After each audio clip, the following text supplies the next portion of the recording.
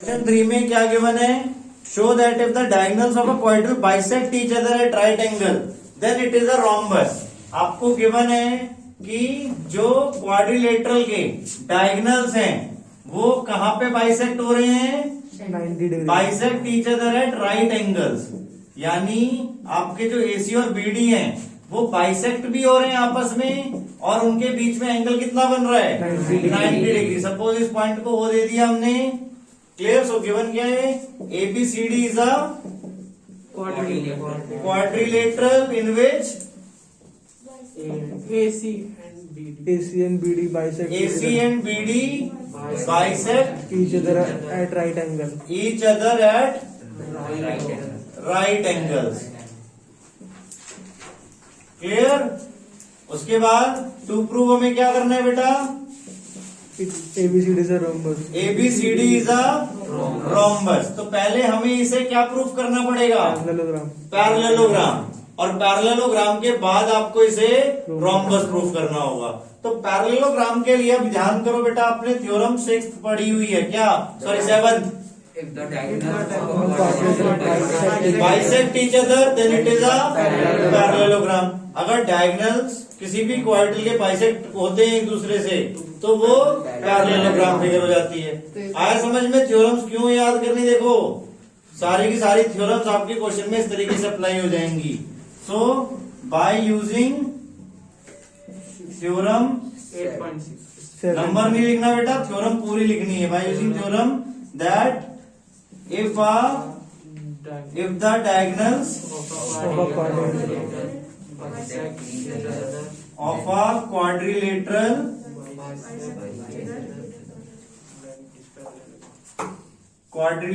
bisect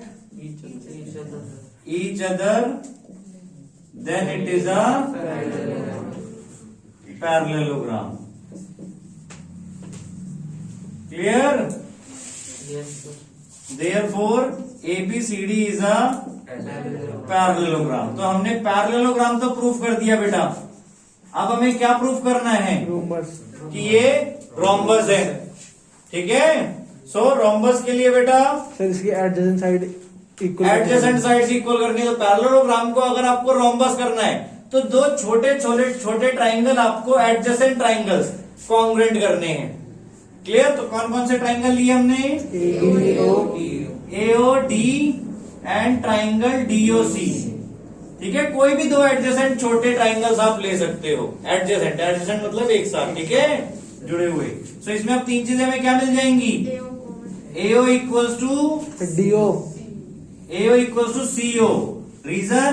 क्योंकि वो bisect हो रही थी, डायगोनल बाइसेक्ट ईच अदर, ठीक है। और उसके अलावा दूसरी चीज OD अगर हम देखें तो दोनों में OD बन रही है तो कॉमन आ गई, क्लियर। फिगर ध्यान से देख लो, एक ये ट्राइंगल है आपके पास और एक ये ट्राइंगल है, तो ये चीज कॉमन हो गई, ये इसके इक्वल हो गई। और एंगल हो हमने 90 डिग्री बोला है तो वो चारों तरफ से होगा, यानी एंगल कॉमन नहीं बेटा, चारों तरफ से इक्वल।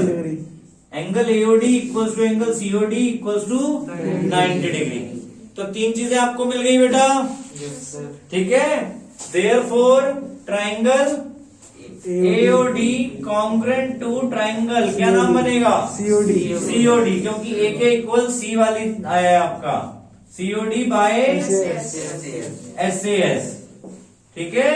क्योंकि हमने दो साइड ली है और एंगल उसके बीच में आ रहा है। अब देखो क्राइटेरिया के लिए आपको कैसे देखना है, एक ही ट्राइंगल देखो जिसमें हमने तीनों चीज ली है, मतलब CO हमने यूज किया हुआ है, OD यूज किया है और ये एंगल हमने यूज किया है। तो तीन चीजें के इस ट्राइंगल में तीन चीजें ये और ये हैं, तो एंगल बीच में आ रहा है दोनों साइड्स के, तो इसलिए SAS क्राइटेरिया आपका बना, क्लियर, ठीक है बेटा सबको। तो ये ट्राइंगल कॉन्ग्रुएंट होगा, इस बेसिस पर हम क्या बोल सकते हैं? AD किसके इक्वल आ जाएगा? CD के बाय CPCD। और ये अगर हम अब पूरी फिगर में देखें तो ये पैरेललोग्राम की क्या हो गई? Adjacent sides. और अगर एडजेसेंट साइड्स इक्वल हैं तो ये रोम्बस, पैरेललोग्राम आपका रोम्बस हो जाएगा। If the adjacent sides of a parallelogram are equal then it is a rhombus. Clear बेटा? कर लो note down. Therefore, ABCD is a rhombus. अब क्वेश्चन नंबर 5 पे देखो, थर्ड जैसा ही है ये. अब हमें क्या गिवन है 5th क्वेश्चन में? Show that if the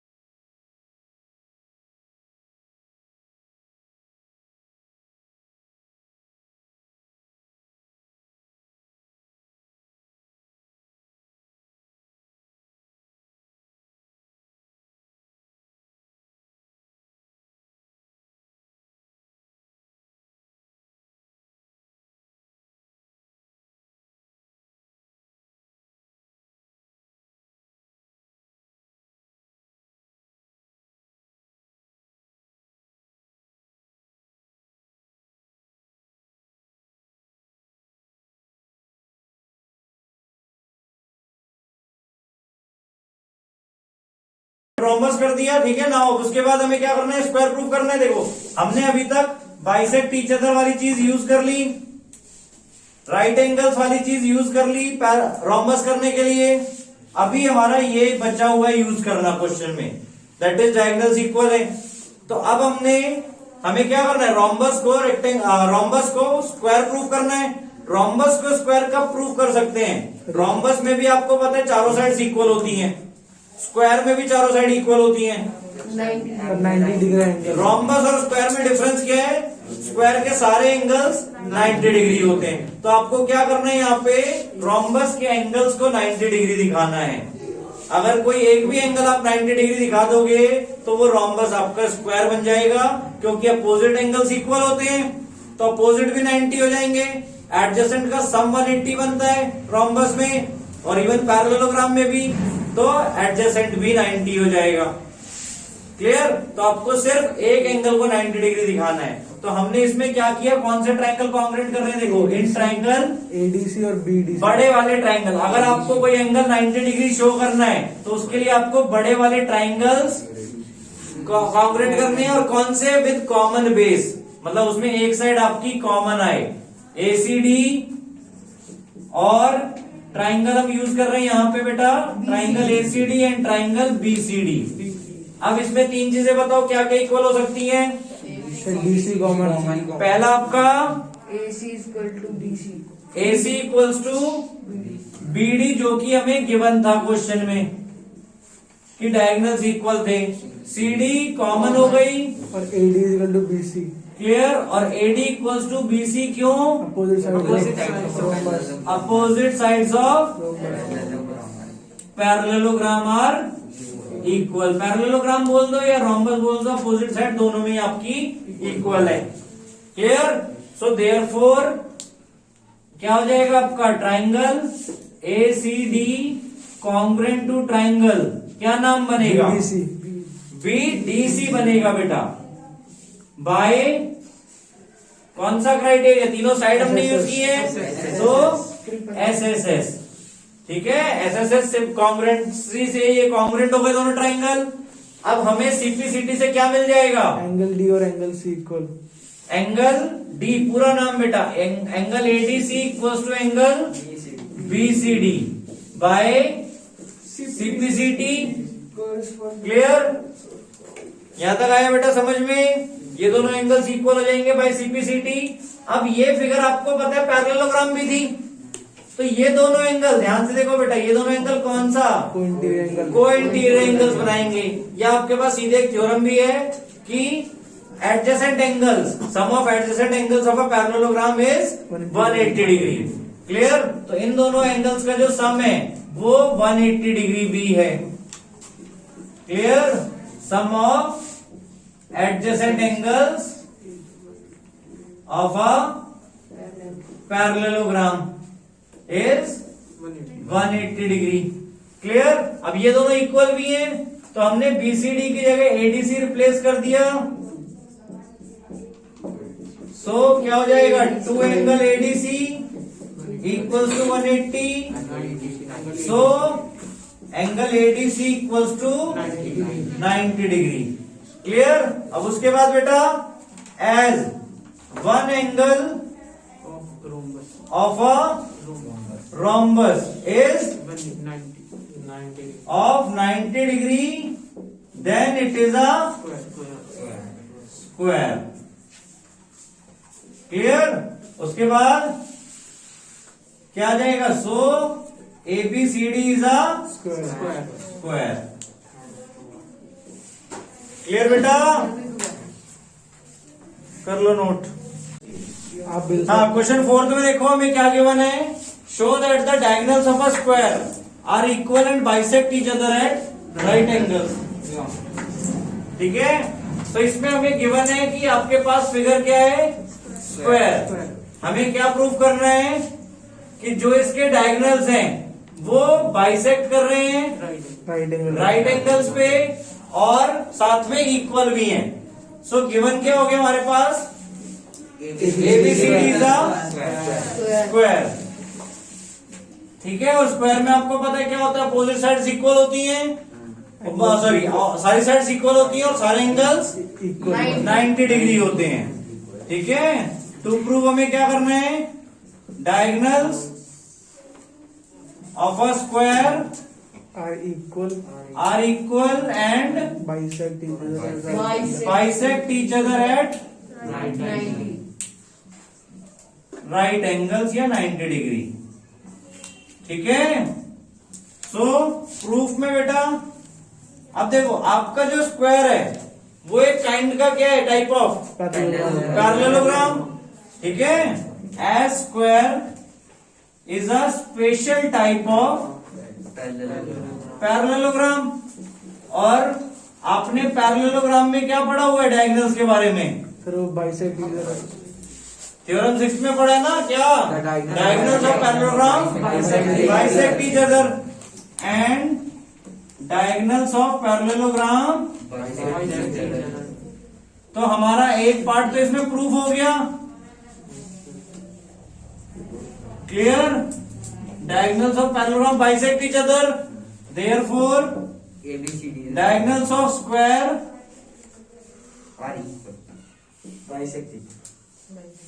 bisect each other.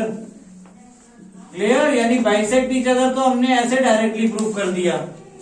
यहां तक आया बेटा समझ में, क्योंकि पैरेललोग्राम के डायगोनल बाइसेक्ट होते हैं, स्क्वायर क्या है, स्पेशल टाइप ऑफ पैरेललोग्राम है, तो स्क्वायर के भी आपके डायगोनल जो है वो बाइसेक्ट होंगे। क्लियर। अब सेकंड हमें 90 डिग्री प्रूव करना है, तो यहाँ पे हमने वो पॉइंट दे दिया सपोज, यानी इस एंगल को हमें 90 डिग्री करना है। अब ये एंगल और ये एंगल, ये दोनों क्या बना रहे हैं, 180 डिग्री। अगर ये दोनों इक्वल हो जाए तो हम इनको 90 डिग्री प्रूव कर सकते हैं। तो हमें इन ट्राइंगल्स को कॉन्ग्रुएंट करना है, कौन कौन से, DOC और BOC एंड ट्राइंगल BOC। कोई भी दो एडजेसेंट आप वैसे ले सकते हो इसमें। क्लियर, यानी जब आपको सेंटर पे 90 डिग्री प्रूव करना है तो कोई भी दो एडजेसेंट ट्राइंगल्स आप ले सकते हो। क्लियर, तो अब इसमें तीन चीजें बताओ क्या क्या हो जाएंगी आपके पास, DO इक्वल्स टू BO भी हम बोल सकते हैं, क्योंकि अभी हमने ऊपर प्रूव किया है diagonals of parallelogram bisect each other. Clear, और इवन स्क्वायर भी हमने दिखा दिया। So diagonals of square bisect each other. Clear, या प्रूव्ड अबव भी आप लिख सकते हो। DO इक्वल्स टू BO हो गया, और OC common, CO equals to CO common, और तीसरी चीज DC equals to BC. BC equals to BC reason Sides of sides of a square are equal. Clear? So therefore triangle DOC congruent to triangle क्या नाम बनेगा, BOC by हमने क्या किया है, तीनों साइड इक्वल रखते हैं, सो SSS। ठीक है, Yes, sir. यहाँ तक प्रूफ हो गया। Yes, तो sir. इस बेसिस पर हम क्या बोल सकते हैं, angle DOC equals to angle BOC by CPCT. CPCT. Clear. और हमने अभी स्टार्टिंग में बोला था इन दोनों एंगल का सम 180. तो angle DOC plus angle BOC equals to 180. Reason linear pair Linear pair. Linear pair. ठीक है, so angle DOC plus BOC, अब इसको दोनों को हम डीओसी कर देंगे Yes, sir. Equals to 180 degree. 2 DOC two angle DOC equals to 180 degree, so angle DOC equals to 90. 180/2 यानी कि 90 डिग्री। तो यहाँ पर हमने दूसरी चीज प्रूव कर दी कि डायगोनल्स आपके बाइसेक्ट कर रहे थे और वो कहां पर, 90 डिग्री पर। क्लियर, यानी आपका एंगल हो यहां से 90 हो गया, ये भी 90, ये भी 90, ये भी 90। क्लियर, यानी अब हमने क्या प्रूव कर दिया, therefore diagonals of a square Bisect. Bisect each other at right angles. Clear. अब तीसरी चीज हमें क्या प्रूव करनी थी, इसके डायगोनल से इक्वल है। कि डायगोनल्स इक्वल भी हैं। तो उसके लिए हमें क्या करना पड़ेगा, डायगोनल्स पूरा डायगोनल। क्लियर, तो हमें ऐसे ट्राइंगल्स लेने जिसमें पूरे पूरे डायगोनल्स आ रहे हैं आपके। So triangle ABD. ABD ABC. And triangle ABC। Clear, जिसमें दोनों डायगोनल भी आ रहे हैं आपके अलग अलग ट्राइंगल में और एक बेस कॉमन हो गया आपका, देखो। क्लियर, तो इसमें तीन चीजें क्या मिल जाएंगी आपको, AB equals to AB common, AD is equal to BC. AD equals to BC reason Sides of square. Opposite sides of square, यानी basically sides of a square ही है। Sides of a square AB are equals to AB. Equal और AB equals to AB equals to AB हो गया बेटा, और angle. Angle अब AB ध्यान से देखो, ABD वाले ट्राइंगल में एंगल A आ रहा है आपका और ABC वाले ट्राइंगल में एंगल B आ रहा है। BAB. Complete angle, angle DAB equals to angle CBA equals to 90 degree. Reason angles of a Square. Square, angles of a square. Clear यहां तक बेटा। Yes, sir. Therefore triangle ABD congruent to triangle, BAC. क्या नाम बनेगा, BAC. BAC bye SAS. अब हमने यहाँ पे अगर हम ABD ट्राइंगल में देखें तो हमने AB यूज किया है, AD यूज किया और ये वाला एंगल यूज किया है। तो दो साइड्स के बीच में एंगल बन रहा है। सो कौन सा क्राइटेरिया, S. SAS। क्लियर, तो ये ट्राइंगल कॉन्ग्रुएंट हो गए। ट्राइंगल कॉन्ग्रुएंट हो गए तो हमें क्या मिल सकता है सीपीसीटी से, कि जो डायगोनल्स थे, अब ABD में BD आ रहा था और ABC में AC आ रहा है, तो ये दोनों आपस में इक्वल हो जाएंगे, यानी BD equals to AC by CPCT। Hence prove. सारी चीज हमने प्रूव कर दी बेटा कि डायगोनल्स इक्वल हो गए हैं और डायगोनल्स बाइसेक्ट भी कर रहे हैं each other at right angles. ठीक है।